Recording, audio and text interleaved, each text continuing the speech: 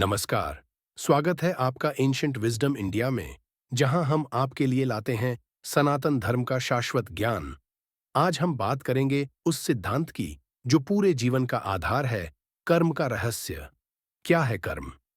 क्या सच में जैसा करोगे वैसा भरोगे? चलिए इस गहरे विषय को आसान शब्दों में समझते हैं। कर्म का अर्थ सिर्फ कार्य करना नहीं है। कर्म हर वो चीज है जो हम सोचते हैं, बोलते हैं और करते हैं। सनातन धर्म में कहा गया है, कर्म ही जीवन है। हमारे विचार, हमारी भावना और हमारी क्रिया तीनों मिलकर हमारा कर्म बनाते हैं। हर पल, हर निर्णय, हर प्रतिक्रिया, सब कुछ कर्म के चक्र में जुड़ा हुआ है। महर्षि पतंजलि कहते हैं, कर्म का बीज कभी व्यर्थ नहीं जाता। यानी जो कुछ भी हम करते हैं, उसका परिणाम हमें किसी न किसी रूप में जरूर मिलता है, चाहे आज, कल या अगले जन्म में। अब सवाल आता है, कर्म कितने प्रकार के होते हैं? शास्त्रों के अनुसार मुख्यतः कर्म तीन प्रकार के होते हैं। संचित कर्म, ये हमारे पिछले जन्मों के सभी कर्मों का संग्रह है।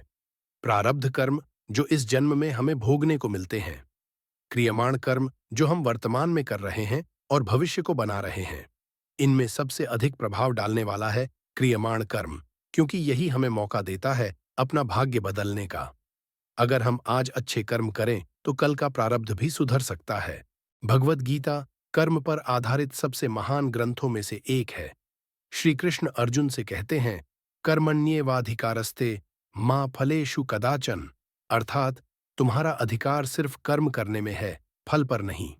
यह श्लोक हमें सिखाता है, निष्काम भाव से कर्म करो, यानी बिना लालच, बिना डर और बिना मोह के सिर्फ अपना कर्तव्य निभाओ। यही सनातन धर्म का मूल है। कर्तव्य पर टिके रहो, फल की चिंता मत करो, क्योंकि फल तो ईश्वर तय करता है, लेकिन कर्म हमारा अधिकार है। सनातन धर्म में पुनर्जन्म की अवधारणा कर्म के सिद्धांत से जुड़ी हुई है।